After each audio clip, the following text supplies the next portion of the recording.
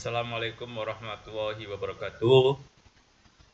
Bersua kembali dengan saya Akadun dalam sesi perkuliahan metodologi administrasi negara atau MPA biasanya, atau metodologi administrasi publik. Pada sesi kali ini kita akan membahas tentang membangun proposisi dalam rangka mencari hubungan antar variabel.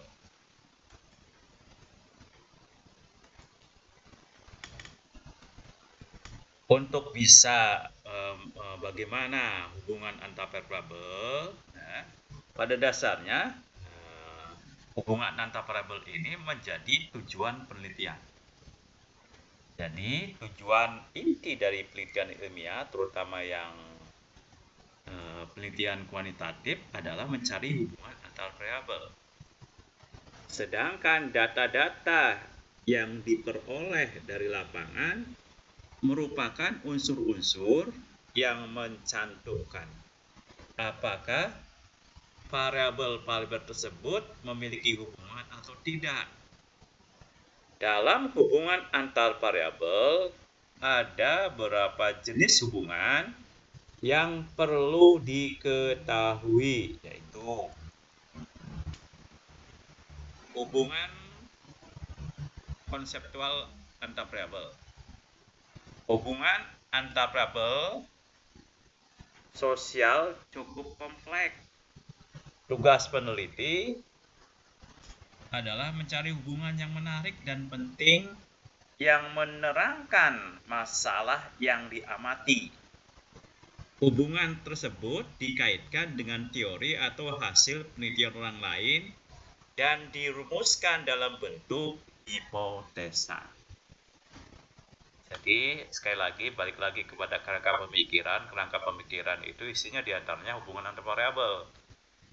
Ya, kalau penelitian kuantitatif dan hubungan antar variabel inilah sebenarnya biasanya menjawab apa yang menjadi rumusan masalah penelitian.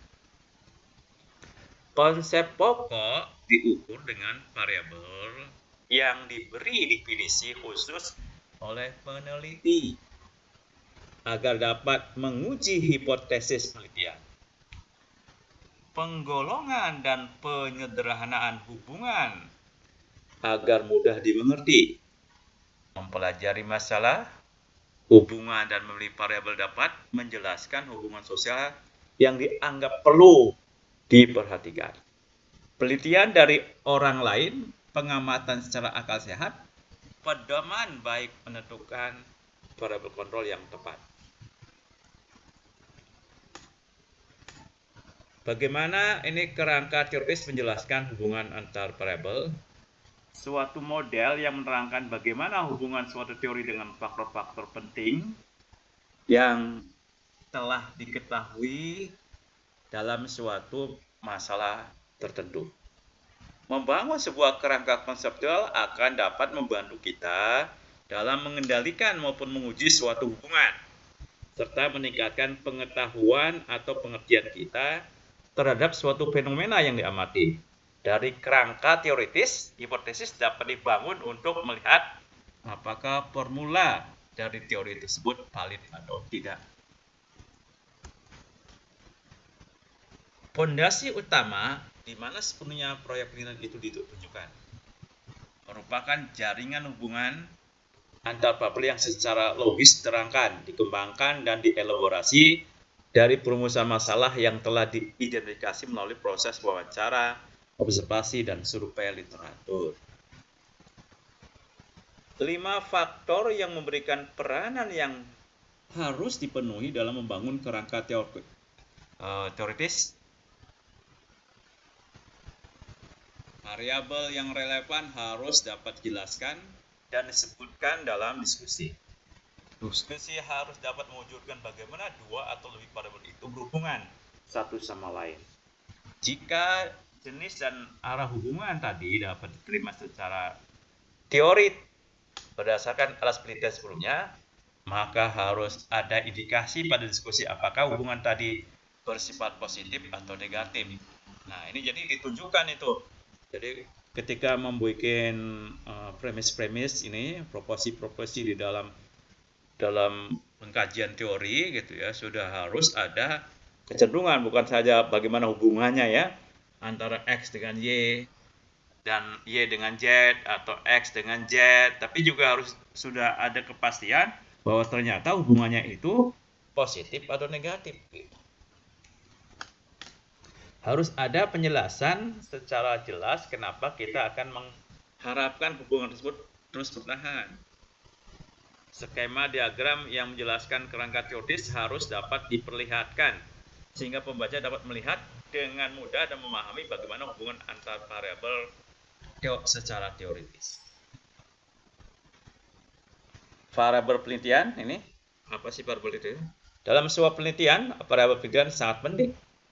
Untuk mengetahui perkara variabel penelitian, kita dapat menganalisnya dari anatomi ilmu. Jadi untuk mengetahui variabel penelitian itu kita bisa menganalisnya dari anatomi ini. Apa sih anatomi ilmu itu? Ya, anatomi ilmu itu terdiri dari fenomena, konsep, variabel, profesi, fakta, dan teori. Jadi fenomena apa, konsep, variabel, profesi, dan fakta, teori. Penelitian adalah upaya membangun ilmu menurut metode ilmiah. Langkah-langkah ilmiah dimulai dengan merumuskan, menetapkan, dan mengidentifikasi masalah, menyusun kerangka pikiran, mengajukan hipotesis, menguji hipotesis, membahas dan menarik kesimpulan.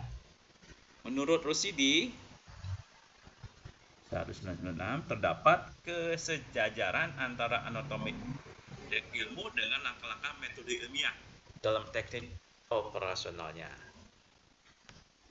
Bagaimana kesejajaran antara anatomi ilmu dengan metode ilmiah? Ya, untuk menjawab tersebut terlebih dahulu dilakukan secara deduktif. Untuk menjawab pertanyaannya,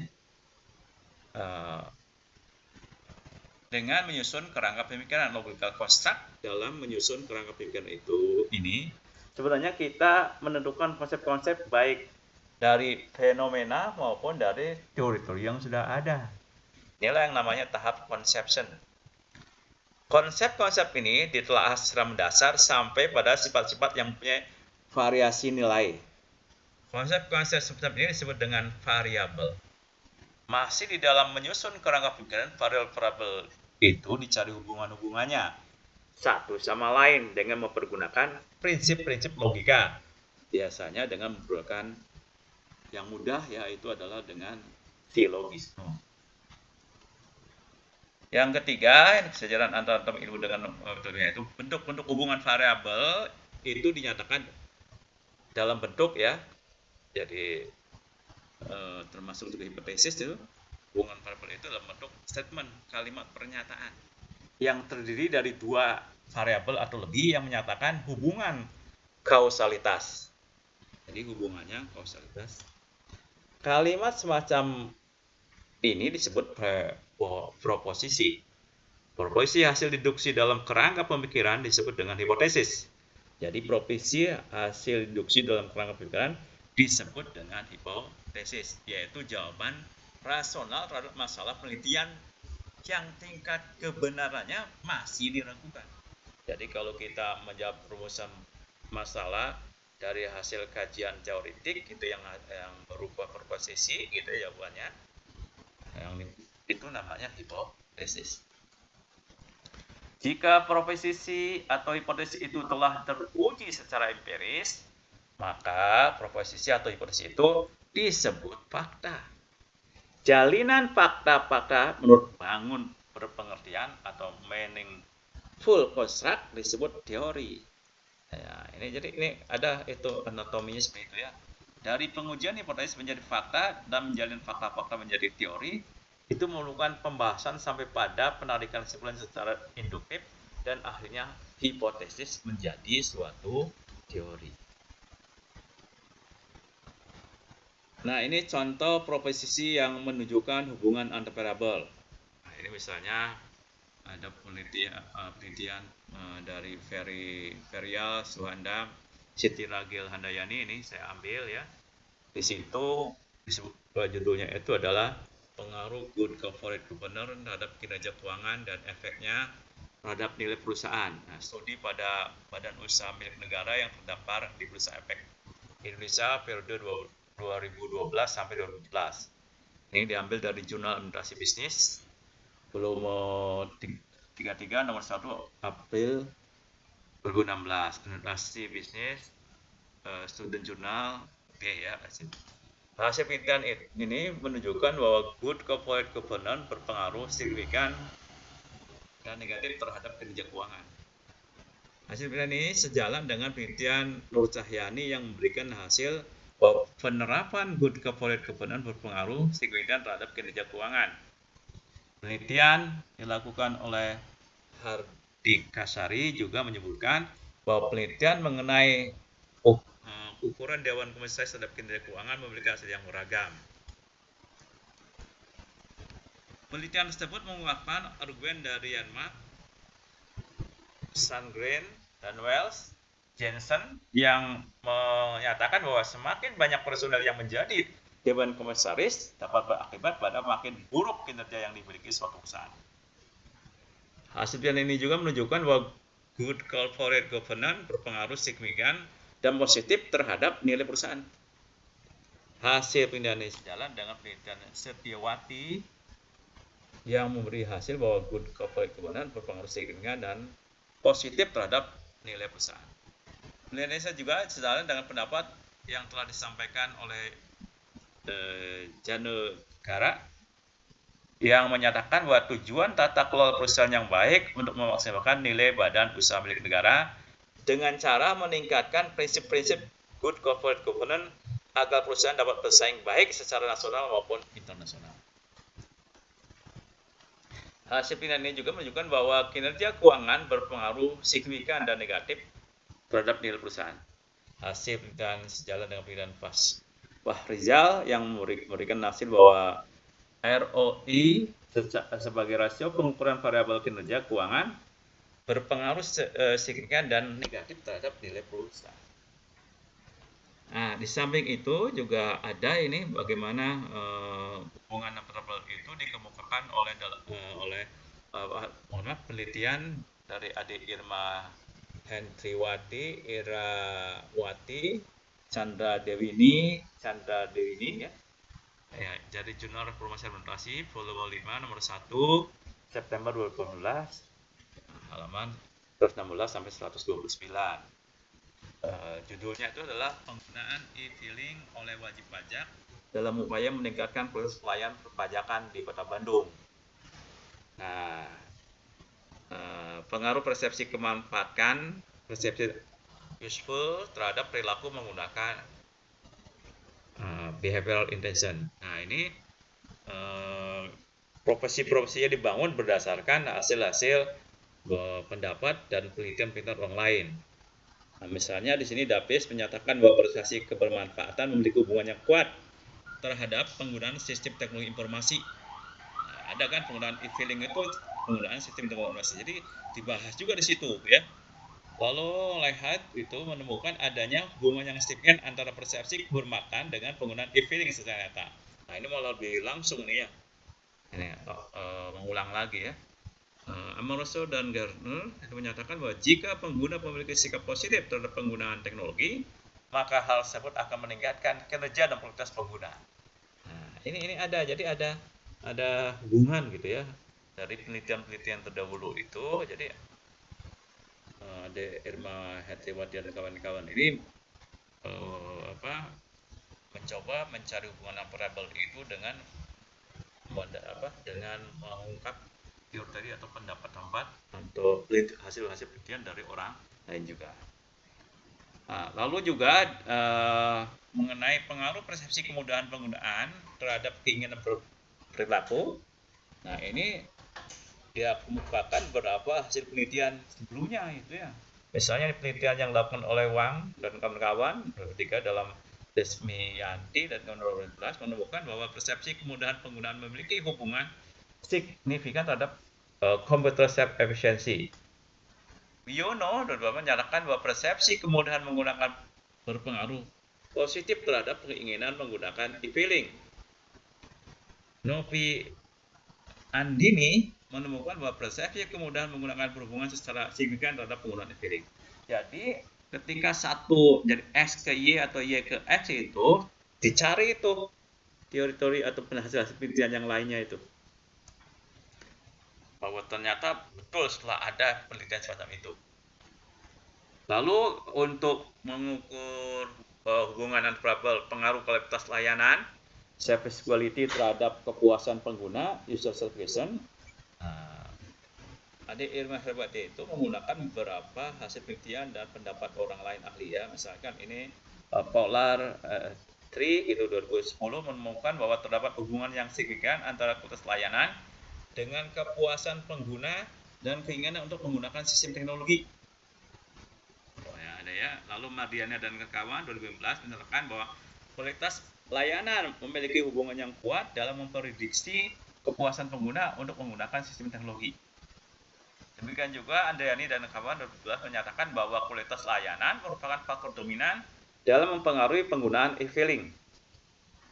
Hasil penelitian Delon dan McLean gitu, yang menemukan bahwa terdapat hubungan yang signifikan antara kualitas layanan dengan kepuasan pengguna. Jadi ada ini hubungan apa? Jadi pendapat orang lain itu dikemukakan di situ ya. Nah, untuk mencari hubungan antara pengaruh kepuasan pengguna, user satisfaction terhadap keinginan berperilaku, gitu ya, behavioral intention itu adik Irma Hendrawati dan kawan-kawan itu mencoba dari penelitiannya, misalnya ada penelitian Delon dan McLean itu menemukan bahwa terdapat hubungan yang signifikan antara kepuasan pengguna dengan keinginan berperilaku. Sedangkan untuk pengaruh keinginan berperilaku terhadap perilaku menggunakan, itu mengambil penelitian dari ini penelitian yang dilakukan oleh Van Kates dan kawan menemukan bahwa keinginan berperilaku berhubungan secara signifikan dengan perilaku menggunakan. Nah, yang contoh yang ketiga ini apa yang melakukan hubungan variabel itu ya mengenai profesi mencari profesi yang berkaitan dengan lain jika membangun hubungan variabel itu dilakukan oleh Dewi Sartika. Nah, ini terdapat dalam jurnal Borneo Administrator volume 11 nomor 2 tahun 2015. Judulnya itu ya inovasi organisasi dan kendala organisasi, studi kasus pada pusat kajian pada pendidikan dan pelatihan aparatur 3 lembaga administrasi negara. Argumen konseptual dari penelitian sebelumnya adalah mengukur pengaruh inovasi organisasi dan kinerja perusahaan dalam Abdi Aziz dan Ali 2014 kurang lebih sama dengan riset yang dijalankan ini yang sama-sama menyelidiki hubungan antara inovasi organisasi dan kinerja organisasi. Riset ini menguji sejauh mana dampak dari elemen inovasi organisasi sebagai dari variabel independen yang terdiri dari 3 konstruk, teknikal, administratif, dan strategi inovasi terhadap kinerja organisasi, di mana variabel inovasi teknologi X1, inovasi administrasi X2, inovasi strategi X3, dan kinerja organisasi PKP 2A 2 LAN. Nah, ini sebagai variabel terikat atau Y. Jadi ini ada X1, X2, X3 dan Y ini ya. Nah, bagaimana cara melakukan mencari hubungan paralelnya, hubungan antar paralelnya? Itu Dewi Sartika itu mengatakan bahwa dalam organisasi bisnis, ini Dharma Wisono 2016 mengungkapkan adanya keterkaitan antara inovasi dengan perspektif keluaran organisasi, di mana terdapat 2 aspek, yaitu aspek finansial dan non-finansial. Inovasi teknologi membantu perusahaan untuk membangun keunggulan kompetitif, layanan dan proses lebih efektif, bisnis yang baru dan sebagainya. Technological innovation is not time-based and budgetary constraint, and cost-benefit methods might to some extent hinder the application of each strategic management effectiveness. It is difficult to calculate and justify the dollar value of time spent in any R&D project that is directed toward improved technology innovation. As technology innovation can help to the company to build competitive advantage through making more competitive product and service and more effective processes or creating completely new business. Both academic researchers and managers have been paying much attention to the explanation of innovation success. Nah, ini sudah dibangun itu ya sebenarnya. Jadi teori yang hubungan parabol, proses yang dibangun dari kalimat-kalimat di atas yang diambil dari teorinya seseorang gitu ya, atau hasil penelitian seseorang. Berdasarkan Subramanian dan Nili Kanta dalam Abdi Aziz dan Ali, inovasi teknologi dapat didefinisikan sebagai adopsi dari ide baru dengan tujuan membangun produk atau layanan baru dan cara baru dalam membangun proses produksi atau operasi layanan organisasi. Berdasarkan Subramanian dan Nikita Kanta dalam Abdi Aziz dan Ali tadi, mereka mendefinisikan inovasi sebagai proses membangun sistem manajemen baru, program pembangunan pegawai, dan proses administrasi baru. Inovasi administrasi sangat berkaitan dengan bentuk yang baru atau desain organisasi yang sudah ada yang mendukung penciptaan yang lebih baik, produksi dan pencapaian produk dan jasa. Contoh inovasi administratif adalah manajemen dengan tujuan atau manajemen by objektif, Six Sigma proses, rotasi pekerjaan, sistem intensif pegawai, dan telecommuting. Jadi ada dikemukakan teori-teori yang membangun profesi-profesi tersebut ya. Yang selanjutnya ini dikemukakan ini bagaimana membangun profesi untuk membentuk hubungan antar variabel itu. Saya contohkan juga dari Sri Rahayu dan Ita Salsalina Lingga di Jurnal Akuntansi volume 1 nomor 2 November 2009. Judulnya adalah penelitian beliau itu adalah pengaruh modernisasi sistem administrasi perpajakan terhadap kepatuhan wajib pajak. Dalam menilai keberhasilan penerimaan pajak, perlu diperhatikan pencapaian sasaran administrasi perpajakan, antara lain peningkatan kepatuhan para pembayar pajak dan pelaksanaan ketentuan perpajakan secara seragam untuk mendapatkan penerimaan maksimal dengan biaya yang optimal. Nah, ini jadi ada juga itu mencari kerangkanya itu situ. Pandiangan mengumumkan bahwa administrasi perpajakan diupayakan untuk merealisasikan peraturan perpajakan dan penerimaan negara sebagai amanat APBN. Dua tugas utama reformasi administrasi perpajakan menurut Nasuha adalah mencapai ekuitas yang tinggi, yaitu kemampuan untuk mencapai tingkat kepatuhan yang tinggi, dan efisiensi berupa kemampuan untuk membuat biaya administrasi per unit penerimaan pajak sekecil-kecilnya. Ekuitas dan efisiensi kadang-kadang menciptakan kontradiksi, sehingga diperlukan koordinasi. Diperlukan ukuran-ukuran khusus yang meningkatkan ekuitas dan efisiensi administrasi perpajakan. Dalam meningkatkan ekuitas digunakan ukuran kepatuhan wajib pajak sukarela, prinsip-prinsip slab assessment, menyediakan informasi kepada wajib pajak, kecepatan dalam menemukan masalah-masalah yang berhubungan dengan surat pemberitahuan atau SPT dan pembayaran, peningkatan dalam kontrol dan supervisi, sanksi yang tepat. Dalam meningkatkan efisiensi dalam administrasi perpajakan secara khusus dapat distimulasi oleh penyediaan unit khusus untuk perusahaan besar, peningkatan perpajakan khusus untuk wajib pajak kecil, penggunaan jasa perbankan untuk pemungutan pajak, dan lain-lain. Menurut pandangan reformasi perpajakan yang meliputi formulasi kebijakan dalam bentuk peraturan dan pelaksanaan dari peraturan umumnya diarahkan untuk dapat mencapai beberapa sasaran. Pertama, menghasilkan penerimaan dalam jumlah yang cukup, stabil dan fleksibel, dan berkelanjutan. Kedua, mengurangi beban inefisiensi dan excess burden. Ketiga, memperingan beban kelompok kurang mampu dengan mendesain struktur pajak yang lebih adil. Dan yang keempat, memperkuat administrasi dan meminimalisasi biaya administrasi dan kepatuhan serta dapat menimbulkan kepuasan bagi wajib pajak.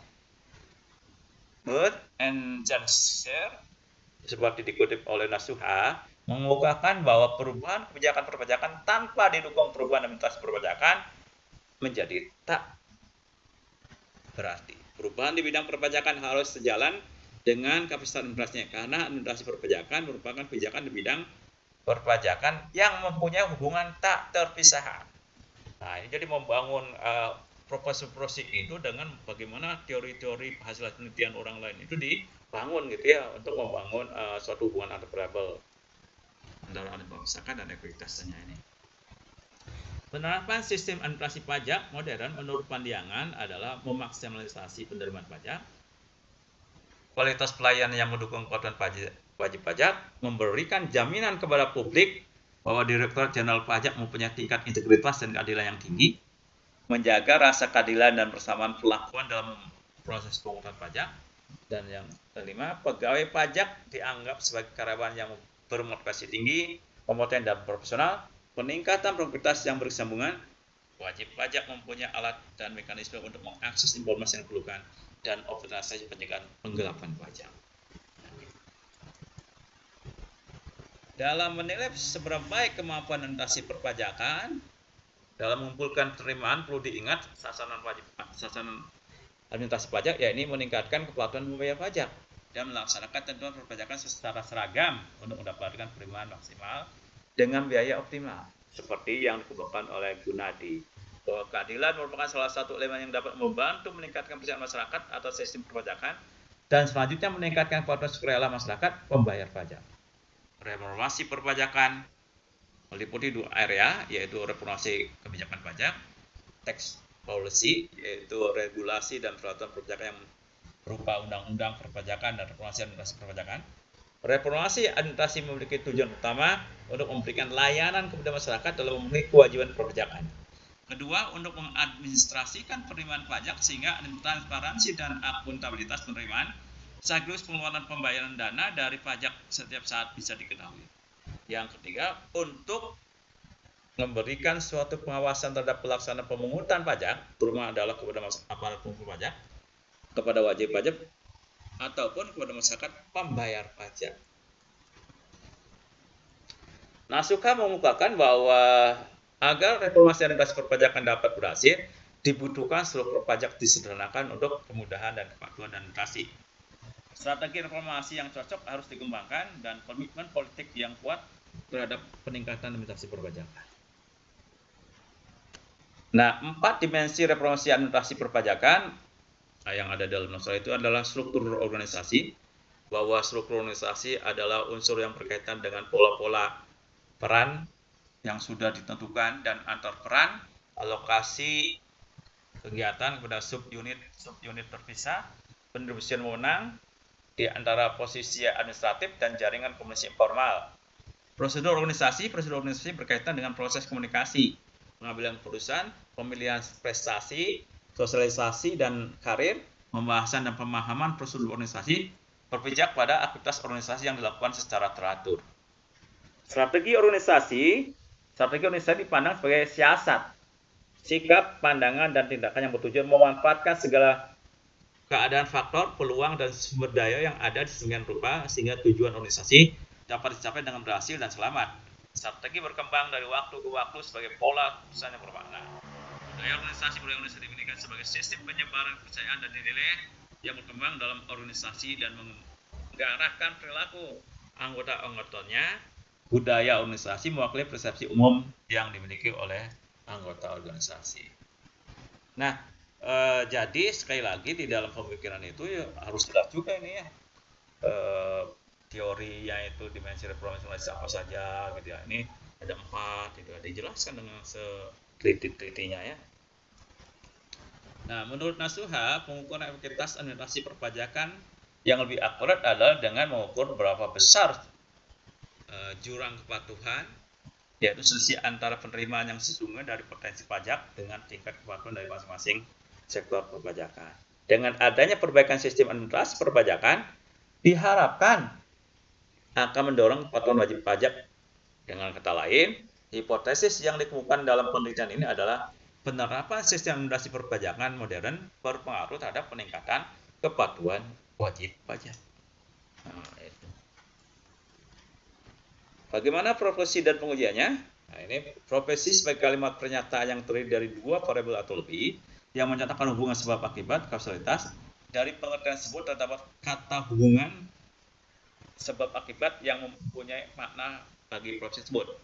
Tiga hal yang bersangkutan dengan makna profesi tersebut adalah pertama, mengenai bentuk hubungan. Yang kedua, mengenai ketegasan, linkitnya tegasan hubungan. Bentuk hubungan, ketegasan, dan ketiga mengenai tingkat nilai informatifnya. Sekarang kita bahas tentang bentuk hubungan. Karena profesi adalah hubungan variabel kausalitas, maka terdapat variabel yang termasuk penentu atau penyebab, determinan, dan yang termasuk akibat, result.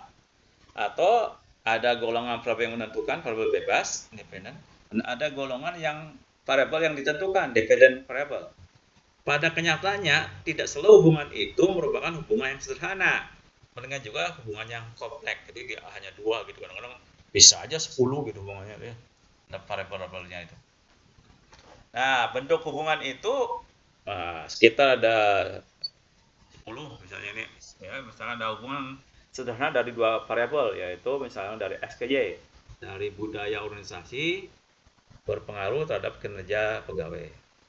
Hubungan kompleks 3 variabel. Nah, ini ada misalnya implementasi kebijakan apa gitu ya, berpengaruh terhadap berpengaruh terhadap pendapat masyarakat melalui kinerja organisasi. Dan jadi ada ini intervening atau biasanya jadi kendala bahasa Indonesia ada variabel antara. Kalau ini adalah variabel bebas, I-nya intervening variabel antara, dan Y-nya itu pada masyarakat ada variabel dependent atau variabel terikatnya gitu ya. Nah, bisa saja ini ya ada apa namanya itu kualitas dosen dengan kualitas mahasiswa melalui variabel antecedent ya, kelembagaan universitas. Jadi ada juga ini variabel antecedent ini namanya ya. Jadi ternyata ya kelembagaan universitas itu akan mempengaruhi besarnya pengaruh kualitas dosen terhadap kualitas hasil. Jadi ini persyaratannya. Ya, ada juga hubungan yang kompleks itu 3 variabel semacam itu ya. Nah, ada juga ya hubungan kompleks lebih dari 3 variabel ini. Nah, misalnya pengaruh teknologi terhadap produksi, terhadap pendapatan, pengaruh teknologi terhadap kesejahteraan melalui produksi dan pendapatan. Nah, ini kan ada variabel nih ya. Interveningnya ada 2 gitu ya. Lalu juga ada pengaruh adaptasi inovasi terhadap pola konsumsi melalui produktivitas pendapatan. Nah, dengan prasyarat antecedennya itu ada inovasi. Kalau ada inovasi sebenarnya maka ini berpengaruh dengan sangat besar gitu ya. Lalu ada berapa variabel ini ya, banyak sekali kompleksnya kan. Ada variabel pendapat masyarakat, ada pendapat sosial, tapi variabel interpentingnya itu ada penerapan inovasi, nilai sosial, tanggung jawab sosial gitu. Ya, ini ada banyak juga variabel interpentingnya. Jadi bisa saja bentuk hubungannya itu sangat banyak ya. Ya, yang kedua ini tentang ketegasan dan linkit hubungan. Nah, beberapa pendapat ahli tegasan hubungan itu dapat berupa hubungan yang simetris, hubungan yang resiprokal, dan hubungan yang asimetris. Apa sih hubungan simetris? Hubungan simetris ini akan terjadi apabila kedua variabel adalah akibat dari suatu faktor yang lain. Misalnya, meningkatnya minat baca buku di kalangan masyarakat dengan naiknya jumlah perguruan tinggi. merupakan dua variabel yang tidak saling mempengaruhi, namun diakibatkan oleh faktor yang sama, yaitu meningkatnya kebutuhan pendidikan di tengah masyarakat.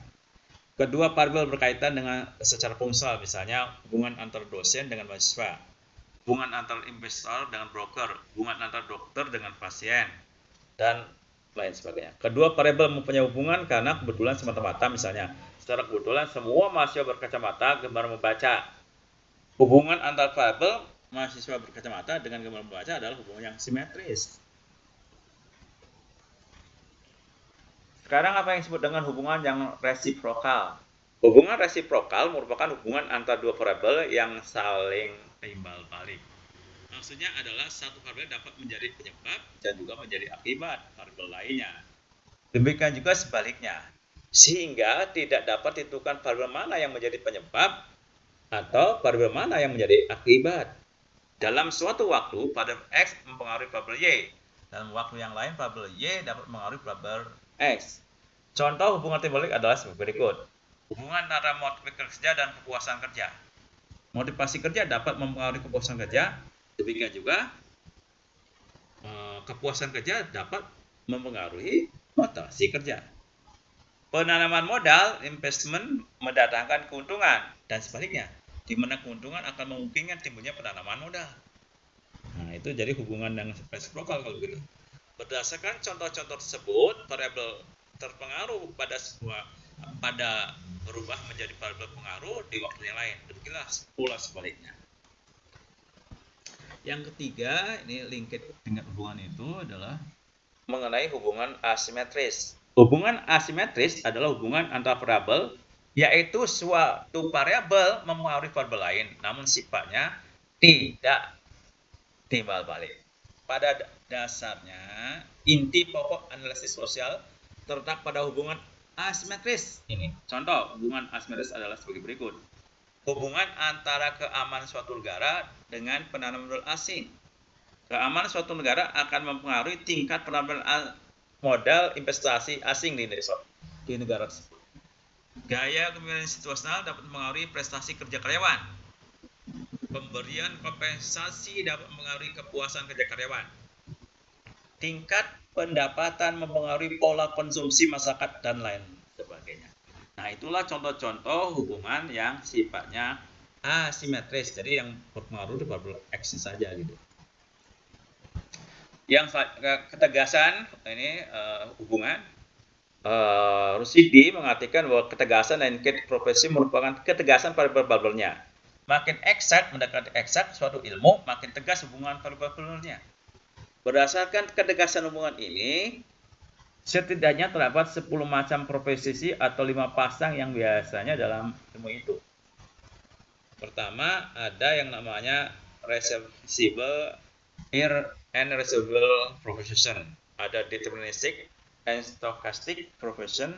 Ada coextensive dan sequential profession. Ada contingency dan sufficient profession. Ada necessary and substitutable profession. Apa contoh-contohnya tentang reversible profession? Profesi yang kedudukan variabelnya dapat dibolak-balik, yang namanya reversible profession itu. Contoh, jika X maka Y, juga jika Y maka X. Nah, contohnya itu jika produksi meningkat maka pendapatan meningkat, juga jika pendapatan meningkat maka produksi meningkat. Sedangkan yang irreversible profession adalah profesi searah, di mana kedudukannya variabelnya tidak dapat dibolak-balik. Jika X maka Y, jika Y tidak maka Y. Tidak begitu ya? Jika terang bulan maka muda-mudi berpacaran. Tidak. Jika muda-mudi berpacaran maka terang bulan. Tidak bisa begitu ya. Nah, itu yang namanya irreversible profession. Lalu ada deterministic profession. Nah, profesi di mana berdasarkan hubungannya variabelnya menyatakan kepastian atau sudah barang tentu atau selalu. Jika X maka pasti selalu sudah barang tentu Y. Jika ditembak kepalanya maka pasti selalu sudah barang tentu akan mati, gitu ya. Jika ditembak maka kepalanya maka itu yang deterministic profession. Sedangkan stochastic profession adalah profesi yang ketegasan hubungannya tidak selalu melainkan bersifat kemungkinan. Contoh, Jika X mungkin Y. Jika lingkungan buruk mungkin anak-anak berandal. Nah, tidak selamanya lingkungan buruk anak-anak menjadi berandal kan gitu. Tapi kemungkinan besarnya itu arahnya ke sini. Nah, itu yang disebut dengan stochastic proposition. Sedangkan co-attentive proposition itu adalah profesi yang tegas hubungannya probable-nya bahwa akibat itu terjadinya nanti kelak kemudian hari. Contoh, jika X maka nanti kelak di kemudian hari akan Y. Jika semasa kecil hidupnya dimanja, maka di kemudian hari akan menjadi orang yang kurang percaya diri. Nah, itu ya. Itu namanya co-attentive proposition. Ada juga lawannya itu ada contingency proposition, profesi yang hubungan ketegasan variabel-variabelnya memerlukan suatu syarat, result akan terjadi karena determinan dengan suatu syarat. Jika X maka Y, jika Z, jika lingkungan buruk maka anak menjadi berandal. Jika tidak ada perhatian dari orang tua. Jadi ada syaratnya gitu ya. Ya, ada syaratnya. Dan sufficient proposition adalah profesi yang ketegas hubungannya tanpa syarat, sudah cukup menentukan. Jika X tanpa syarat lain maka Y. Nah, jika perhatian orang tua kepada anaknya kurang, meski lingkungan tidak buruk, maka anak-anak akan berandal. Nah, itu ya, beda seperti itu. Nah, ada necessary proposition, profesi yang ketegas hubungannya menyatakan keharusan seharusnya. Jika X maka seharusnya Y. Jika seorang dosen maka seharusnya menguasai metodologi penelitian. Nah, itu ada yang namanya necessary proposition. Nah, yang terakhir ini ada substitutable proposition, profesi yang ketegasan hubungannya bersifat dapat diganti dengan definisi yang lain. Misalnya, jika X maka Y, juga jika Z maka Y. Jika tembak kepalanya maka mati. Juga jika mempunyai jantung maka akan mati. Jadi ditembak kepalanya dapat diganti dengan penyakit kanker gitu ya. Penyakit jantung gitu ya. Maksudnya gitu. Nah, yang ketiga ini bentuk ketegasan tingkat nilai informatif. Nah, ini ya hubungan parabel itu profesi dalam hubungan parabel itu seperti itu. Sebagai hasil berpikir deduktif maupun induktif, profesi itu mempunyai tingkat nilai informatif yang bervariasi dari rendah low informative values sampai tinggi high informative value. Hal itu disebabkan karena cakupan pengertian dari konsep yang dipakai. Suatu fakta berbentuk profesi yang mencapai nilai informatif tinggi disebut dengan hukum atau dalil. Sedangkan profesinya disebut dengan theoretical profession. Suatu tingkat profesi yang derajat keberlakuannya tergantung pada waktu dan tempat dan arah kondisi lain tertentu pada umumnya merupakan low informative value. Misalnya dari profesi yang nilai informatifnya rendah antara lain seperti itu. Jika status posisi seorang masyarakat tinggi, maka seseorang akan kuat terhadap norma. Ya, ini nilai informatifnya sangat tinggi karena tidak semuanya seperti itu gitu ya. Jika 1 hektar tanaman padi dipupuk dengan 1 kintal urea, maka memberikan hasil sampai 6 ton gabah kering panen. Nah, ini mungkin saja ini rendah juga nilai informatifnya karena mungkin saja ada faktor lain gitu ya yang menyebabkan produktivitasnya tinggi. Profesi yang pertama dikatakan rendah karena cakupan pengertiannya konsep status posisi dan nomor adalah tidak luas. Sedangkan pada profesi yang kedua disebabkan karena hal-hal pemupukan pada tanaman keberlakuannya selalu tergantung pada waktu, tempat, dan kondisi situasional yang tertentu. Makin luas cakupan pengertian konsep atau sifat variabel determinan yang dapat menerangkan result, maka akan makin tinggi nilai informatif itu. Kita perlu kembali pada konseptualisasi fenomena, terutama dalam pengkajian konsep sampai pada variabel yang mendasar itu.